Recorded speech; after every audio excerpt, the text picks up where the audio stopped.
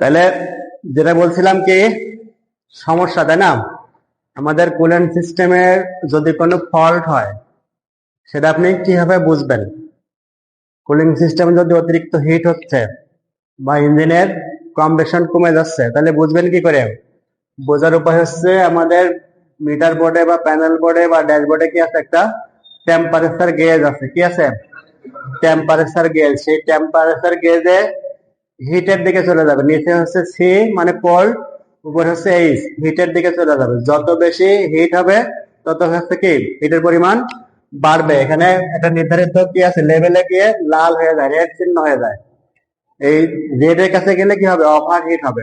Red এর কাছে যখন যাবে তখন কি হবে? ওভার হিট হবে। এখন এই ওভার হিট হইলে আরো বোঝার উপায় হচ্ছে কি হবে?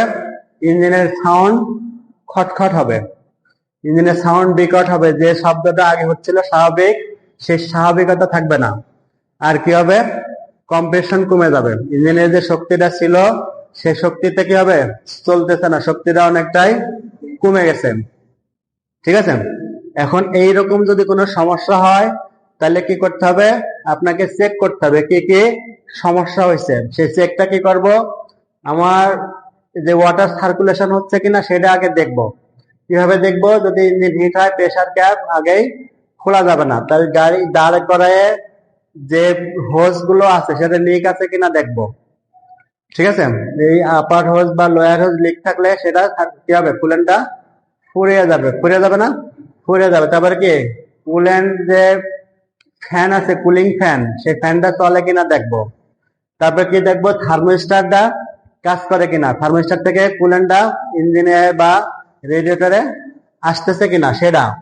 তারপরে কি দেখবো? ওয়াটার পাম্পে কাজ করতেছে কিনা। অনেক সময় ওয়াটার পাম্পেও মিস্টেক হতে পারে। ওয়াটার পাম্পেও যদি মিস্টেক হয় সেক্ষেত্রে ওয়াটার পাম্পের বেল্ট কেটে যেতে পারে।